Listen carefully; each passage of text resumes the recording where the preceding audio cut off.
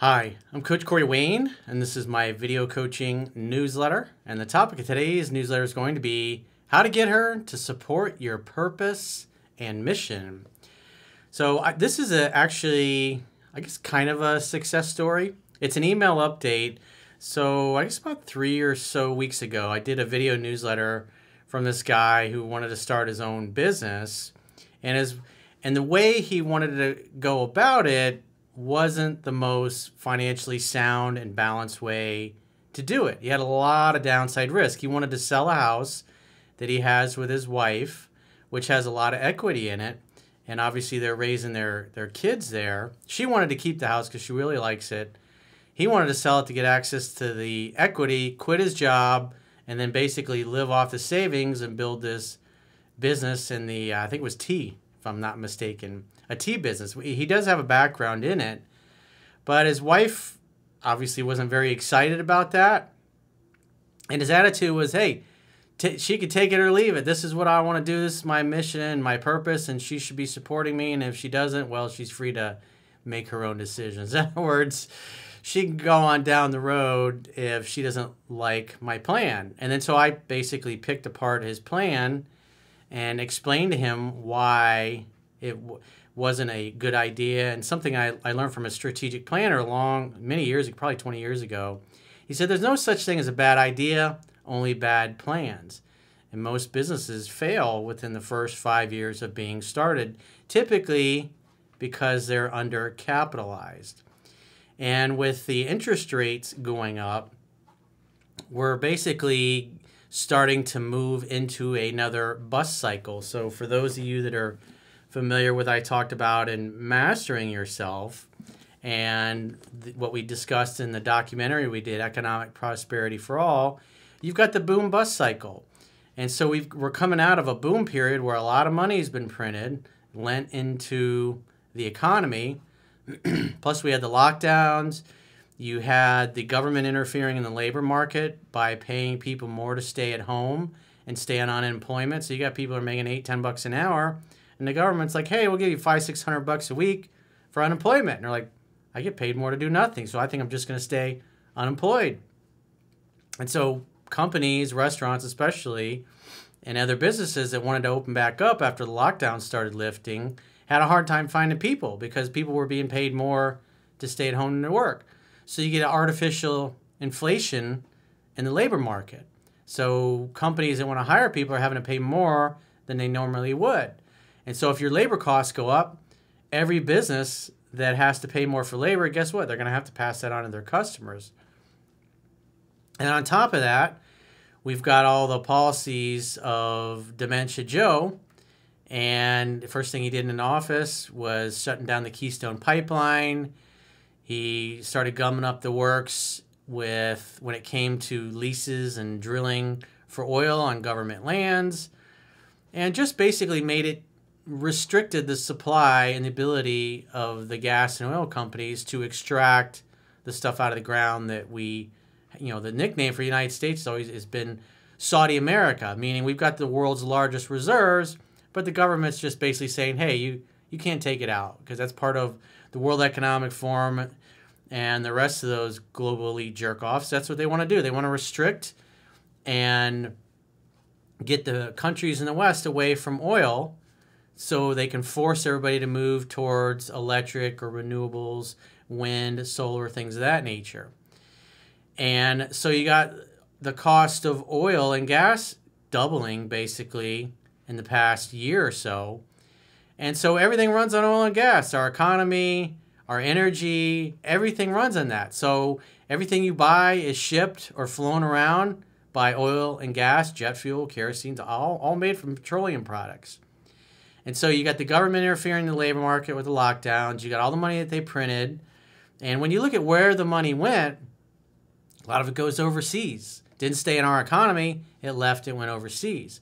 And so you got a lot of the same conditions economically that we had in the 1970s, where you get stagflation, which is basically you got inflation, but the economy is kind of stagnating. So you get the money supply contracting, but the cost of everything is still really high. And then obviously that was when Jimmy Carter was in office. I was a little kid back then. the economy crashed, and then Reagan came in. You had Paul Volcker, who was in charge of the Fed back then, so he increased interest rates really dramatically. You had the OPEC oil embargo in the 1970s, so we had all these big gas guzzling cars that got 2 to 3 miles a gallon in gas, and then that's when Toyota and Nissan and all the smaller companies had these 4-cylinder engines that got a lot better gas mileage, and so they started doing real well. And we had all those things happening, and then Reagan came in saying he's going to turn things around, and then eventually, because inflation came down, with the cost of gas going so high, people cut back. People stopped using as much. Everything's supply and demand. When your supply exceeds the demand for something, the cost of that supply of goods or services drops. When your demand exceeds supply, the cost of those goods and services rise. So you got tons of money chasing real estate with the low interest rates. So it's like, I know in the area where I live in the last year and a half, the cost of real estate has doubled. It's just ridiculous. And so because I typically go on the Realtor.com app every day. I look at the rentals and I look at the sales. A month ago, everything was flying off the market. And now stuff's starting to sit and you're seeing price decreases. And so this is important for everybody to understand how the economy works. Ray Dalio did a video years ago, I think it was called How the Economic Engine Really Works or something like that. I referenced it in Mastering Yourself, which is another good documentary to watch. I think it's about 30 minutes long, because these boom bust cycles, they last every 10 to 12 years. And when you're younger, I mean, if you think about it, say you graduate, you're in your mid-20s, you start doing well, the economy's doing well, and then it starts to peak when you're 30, 31, 32 and goes back the other way. Well, because you were young the last time that happened, you don't really have any experience of that. And me being 52, having seen the boom-bust cycle numerous times now, about 4.5 times in my life, and then having gone through it when I got out of real estate. And so when you think about what caused the last bust cycle, remember 2007, 2008, 2009, where you had Lehman Brothers failing, you had the too big to fail, you had the bailouts for the too big to fails. It's like, well, what started that was the real estate market got overheated. So around 2005, 2006, the Fed starts jacking the rates up just like they're doing now. And so what happens is it starts a series of dominoes. And once the dominoes start falling, even when the Fed lowers the rate, it doesn't matter. The dominoes are falling. I'll explain it to you here. How this is important, because everybody's watching this is going to be affected by this. And you can pay attention. To me, I'm actually excited because I'm going to be accumulating cash over the next several years, because the real estate market's going to crash. The stock market is going to go down. It's already been going down. The crypto market is just getting pummeled. And so what happens is that if you take a look at the real estate industry.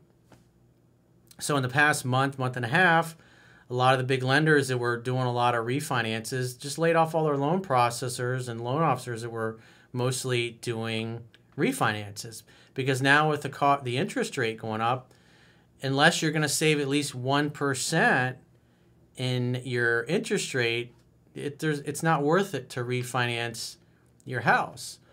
And so with the rates jumping up like they are, now the refinance market is dried up, because everybody was going to refinance their property at a lower rate. It's pretty much already done that by now. And so now you have all this capacity to handle refinances, and there are no more refinances for the most part. And so all those people are losing their jobs. They're getting laid off. And then what happens is it starts to slow the real estate market. I'm already seeing it. My friends are in real estate are seeing it as well. And this particular viewer, you'll see it in his newsletter. Just since I answered his email 3-4 weeks ago when he originally wrote it, the real estate market's just completely turned on a dime. It was booming. Everything was flying off the market. Now stuff is sitting, and they're getting price reductions. And so what happens is, I mean, you think about it. If somebody can afford to buy a $300,000 house at 3% interest rate, now that the interest rate is basically double that, your payment is double that. So you went from being able to afford a $300,000 house with those interest rates, now you can only afford about $150,000. And so it's the same thing across the board. And so now you've just reduced the buying power of pretty much everybody that is in the real estate market. So you're going to have less real estate sales. Well, every time somebody buys a house, what happens? They go to Home Depot, they buy garden hoses, they might buy a lawnmower, they buy stuff for the pool, they might buy tile, they might decide they want to place the kitchen in there. And so what happens is that those industries, you start seeing the cutbacks. Builders, new home builders, go from like what we saw in 2004, 2005, is that they would release, you'd have these home communities that have like 300 lots, and they would have lotteries. They'd have like 2,000 buyers for 3,000, for 300 lots. And so the realtors in those communities that work for the home builders would be blowing us off, didn't want to talk to us, didn't care, because they didn't want to share their commission with us. They didn't want to have, because whenever in real estate, when you have two realtors, the realtors split the real estate commission. But if the people are going directly to the home builder, then there is no real estate commission to split. And so they basically were cutting us out. They went from kissing our asses, please bring your people in, please bring your buyers in, to, screw you, we got 2,000 people who want to buy our 300 lots, so we don't need you. And then what happens is now when the new communities start opening up, it's like there's nobody buying. And then they're begging us and kissing our ass, hey, let's go to happy hour. And after they've been dicks to us a year before, please bring your buyers in. And so what happens is then the builders start cutting back. The contractors that do work start cutting back. You see Home Depot, Lowe's, other places like that. Their sales start dropping. You got inflation going up, so people are cutting back in their discretionary spending. So you also got gas going up, and people are basically driving less now because it's expensive. It's too expensive to do things. And so across the board, people are cutting out discretionary spending. And so what's happening is the demand for goods and services is starting to plummet. And so then what happens is people start losing their jobs.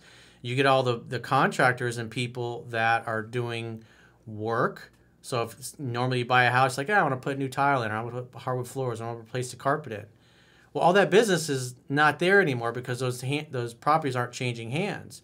Your loan processors or the administrative assistants that are processing the listings and the sales, the title agents, the attorneys that are involved in these things as well. It's like they got less work. They start laying people off, cutting people's hours back. People start losing their job. They go on unemployment. I was talking to a client the other day, and he was making multiple six figures this time last year on a month. And when I talked to him just recently, now he's making about $60,000 a month, whereas just a year ago he was making quadruple that. And that's how that's impacted his business. So he cuts back. He's spending less money. And so what happens is as people's businesses, especially the contractors, they start laying people off. And then what happens is all these people that are now out of work or they're making less money because everything's more expensive, what happens? They start dipping into their savings. They start liquidating their 401k because now they're trying to make their mortgage payment that they can no longer afford because gas is expensive, food is expensive. And so what happens over the next year or so, people will then run through their savings and then they run through their retirement account because they don't want to give up their house. They don't want to, default on their car loan or their home loan or their credit card bills, whatever it happens to be, because they get too into debt. And then what happens is once they run out of money, then they start missing mortgage payments. And when they start missing mortgage payments, typically it's about 6 months on average before the bank starts foreclosing on the property. And then by the time the bank gets the property back and then lists it with a realtor, then puts it on the market and kicks the person out of the property, you're a year and a half for that to happen. And so the real estate, the consequences of these rate increases, you're really about at 1.5 to 3 years before you really start to see it and feel it. And then what happens is you get financial institutions blow up, like Lehman Brothers when they blew up in, was it 2007, 2008? I think it was. The dominoes started falling in 2004, 2005. So you're about 3 years before the consequences of that happened. And then once the economy is contracting, the Fed lowers the rates again, but by then the dominoes are already falling. those people are defaulted on their loans. Those people have lost their jobs. They've ripped through their savings. I was just reading an article last night that from the beginning of this year till now, there's been a significant drop in the amount of money people have in the bank, their savings. Because what's happening is everything is going up in cost. What's happening is they're starting to go through their savings. And so the consequences of what's been done now, you're not really going to see it, the worst of it, for probably 2 to 3 years. But there was, I think it was the company Celsius, which is one of those companies where you give them your crypto and then they give you like, they pay you like 8 or 9% interest on it, and they lend those loans out. Well, they just stopped people from taking any money out or moving their crypto around in that, and those are the indicators that probably some of those exchanges are going to blow up. You're going to see things like that. There'll probably be banks that'll blow up. And so you got everybody that's over levered, and then you got businesses that normally, like, I was eating lunch with a good friend of mine yesterday because he's excited about it too, because he's very wealthy and successful. And it's like, say the restaurant we're in wants to put all new equipment in, and it's $100,000 to do that, whatever it is they're going to put in there. Maybe it's $200,000. Say we want to upgrade our equipment, but because the cost of financing just shot up, they look at how much their payment would be, their monthly payment on that, versus the fact that the restaurants are starting to slow down more. They're a lot slower now than they were last summer. Now, granted, we had a lot of people coming down here to get away from the lockdown states, but things are starting to slow down. People are eating out less. And then so that company that was going to go buy all that new kitchen equipment just decides, well, we're going to wait. We're not going to spend that money because we can't really afford the payment because the interest is too expensive. And so the company that makes all the kitchen equipment, their orders drop. And so it's a domino effect. And it takes months and years for the consequences to be seen. And every single fucking time this happens. I'm 52 years old. So like I said, I've been watching this since the 1970s happened. And all these things are starting to happen now. And so in 2 to 3 years, I think we're gonna probably see the same type of issues that we saw when you had the real estate market was completely stagnant in 2009, 2010, 2011, where, like, I'll give you an example. One of my friends, I know there was a new condo that was built in downtown Orlando, and these condos were selling, I think, for $120,000, $150,000 on average. Well, he had a bunch of Saudi Arabian investors. They had like $500 million to invest, and they come from wealthy families, and so they know the cycle. They know the boom bust cycle. And so these guys came in and they bought all these condos for like $20,000 and $30,000 a piece, and they paid cash for them. And so this is actually Andy, who you may have seen some of the videos the podcasts I've done with him. And so at the time, he was happy to have the business, $20,000, $30,000 sales, not a lot, but when you're doing lots of them, these guys are buying dozens of them in the same building. And so when the market peaked in the last year or so, they ended up liquidating most of these things for $200,000, $250,000. So they paid like 25, 30 grand for these condos. They rented them out. They were all positive cash flow. So they're making positive cash flow every month. It gets to the top of the market and they liquidate everything. And then now they just sit back and wait for the next two to 5 years, however long it takes for the real estate to crater. So you're going to have the same thing. You're going to have short sales. You're going to have people that bought a property at the top of the market, and then now it's worth less than what they paid for it. And then you're going to have banks that are going to fail. I mean, the same thing is going to happen all over again. And so if you know what you're doing, and I've written about this extensively in Mastering Yourself, you can prepare to take advantage of that. And so with that in mind, we're going to go through this guy's email now. And the name of the video is called Why My Wife Doesn't Support My New Purpose and Mission. I know it was a long explanation, but it's probably one of the most important things that I've explained to people for those that don't know what's coming down the road. So if you wanted to sell your property at the top of the market, you're going to probably be sitting in it for a lot of years. I know my dad just unloaded a property he had about 3 months ago that he bought in 2000, I think it was like 2002. So he literally had this thing 20 years.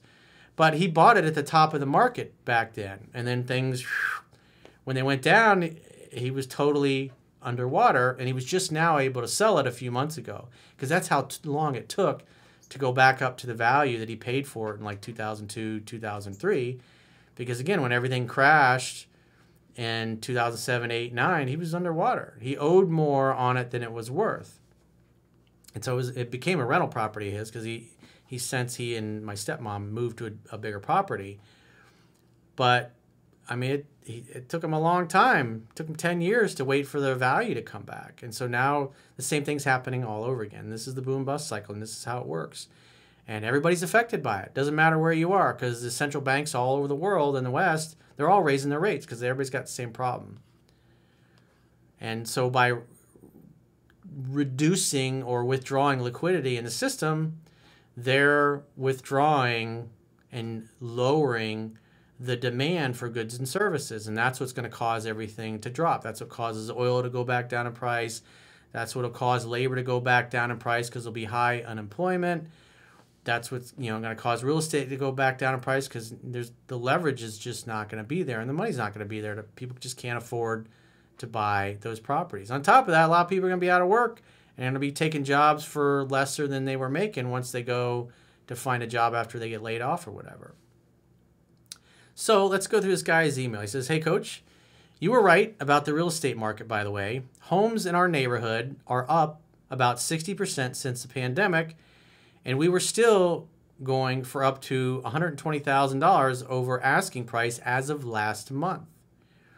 We listed our property, and our realtor told us that the market turned on a dime. Remember, the Fed just this past week raised the rates 75 basis points, 0.75%. Last month, it was 0.5%, 50 basis points. He says, our home is the showpiece of the neighborhood, and we got one bad offer after close to 30 showings that all supposedly love the house. It isn't just our house either.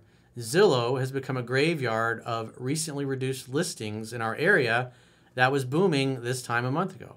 That's how quick it happens. And the people at the Fed never really, it doesn't seem to click, that because there's not an immediate change. They're just trying to get inflation to come down, but they don't really see the dominoes that are falling. Like when you can watch video of Alan Greenspan when he was testifying, back in the day. He was like, we didn't realize how much subprime money was out there. And so they didn't realize how big the risk was to the financial system, because all those were adjustable rate mortgages. And when those things skyrocketed in payments because the interest rate increases they were doing, trying to slow the economy, trying to slow inflation, what happened was those people couldn't afford their mortgages anymore, so they just defaulted on them. And then once you get enough people defaulting, then the bank becomes insolvent that made or is holding those loans, and the bank blows up. He says, when my wife asked me if we could pull it from the market, so keep in mind, what I had explained to this guy to do, I said, well, if you're going to sell a house, you need to sell it now and get your cash out, because they're raising rates and things are going to turn around and you're going to get stuck in the property. But if you guys really like it and you want to stay there, because he wanted to quit his job. And I said, you need to keep your job, and you need to think like a broke college student and fund this tea business, build it out of your spare bedroom. And then eventually, once it gets to the point where you're making enough money that's equal to or pretty close to what you're making in your current job, then you can either reduce your hours at your current job or then step away completely, because it's just reckless and financially unsound to quit and assume that you're going to be able to use what's in your house as far as equity to pay all your existing bills and then be able to fund your new business. And plus, on top of that, his wife didn't feel safe and comfortable with what he was doing because she knew that was reckless. So keep in mind, he's based, all those things I went through. I highly encourage you to go watch that video again. And it was called "Why My Wife Doesn't Support My New Purpose and Mission." So he says, when my wife asked me if we could pull it from the market, I told her that was a great plan and I'd take care of it. Yeah, because at this point now they don't want to take less than they were expecting. And they're not going to be able to get top equity for it, so they're going to probably be sitting in that house for 8 or 10 years. He says, from there, we started working on dinner together. Now, keep in mind, she wanted to stay in the house all along. But he went to her and told her, we'll take the equity out. I'll keep my job, because she wants to feel safe and comfortable, because she's a stay-at-home mom. Women want to know that they're going to be able to, that you're going to take care of things. And the way he was taking care of things was reckless, and it didn't make her feel safe, didn't make her feel comfortable. She doesn't want to worry or stress about bills because they were in a good position financially. And for him to just up and quit his job and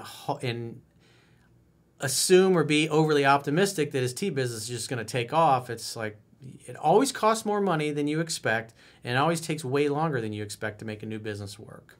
And again, these are all things that I detail in Mastering Yourself. He says, I grinned at her from across the kitchen and said in a mischievous tone, I figured you would be more hot and bothered that I took the house off the market. Should we argue for a few minutes before I call the realtor and break the news? Because at the end of the day, he knows she really wanted to stay in the house. She grinned back and said, don't you dare move, before running toward me and jumping into my arms. She threw her legs around me and kissed me furiously. There you go. How beautiful is that? She asked if that was more like it. He says, I told her that her kisses definitely light me up like a firecracker, but there still are quite a few more hours until 2 a.m. You guys are naughty. I whispered in her ear that we aren't done with each other yet, and that I'd give her an answer later that night. From there, a gentleman doesn't always kiss and tell. He says, it looks like I am starting my loose tea company on a true shoestring budget after all. So they're not going to have the equity from the house to do that, and they won't be renting, which, I mean, at the end of the day, this is the most sound plan, and the bottom line is the market's changed, so you got to adapt, and you don't want to do things that are reckless because they got little kids. He says, but my wife is suddenly amped about being part of what I am doing because she's going to feel heard and understood, and she's going to feel safe and comfortable. She's going to feel like this guy's provided a stable, in other words, a stable home will continue. And they'll be building this business out of their spare bedroom. He says she has brought some incredible ideas to the table. So isn't this much better than her being upset and him basically saying, oh, well, you can go on down the road. I'll do it on my own without you. Now that he's got a better plan because he's looked at the downside risks that I pointed out, which was way too great in that previous newsletter, he says she's brought some incredible ideas to the table and claimed a bridal marketing division of the company for herself. Now she's totally participating.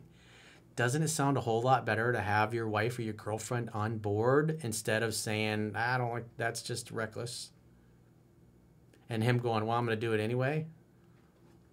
What do you think is going to have more fun? He says, this isn't the exact way I wanted to show up in my career ambitions, but this is a worthy trade-off for a life full of love and happiness that is worth envying. It's the better way to go, dude. In any deal, business, no matter what it is, you always got to know, what is my downside risk? What happens if the economy turns around and goes the opposite or does the opposite of what I expect? What happens if I think my new tea business that I'm overly optimistic is going to take off in 1 year? What if it takes 5 years to really, what if it takes 10 years to really make it take off? Then what? Because when you're starting a new business, you have to assume that most of your assumptions are wrong. Anybody that's an entrepreneur can attest to this. Most of your ideas, they don't work. Most of them turn out to be wrong, and you're going to spend way more money than you expected trying to get it off the ground and make it work. Again, these are all things I've personally been through many times. I wrote about Mastering Yourself, so you guys can save yourself a lot of grief, a lot of headaches, and a lot of money by reading the book. It's free in the members area. All you got to do is put your name and your email and subscribe to the email newsletter, and you can be reading it instantly in your web browser. And especially what's coming down the pike in the next 2 to 5 years, you can prepare for it and wait until, because the idea is that, I don't know who it was. I know Warren Buffett says this a lot, but I don't know if it was J.P. Morgan or Old Man Rockefeller who originally said, he said, you buy when there's blood in the streets. You buy when nobody wants things. You buy when nobody's buying the stocks. You buy real estate when nobody wants the real estate. You buy the crypto when nobody wants the crypto.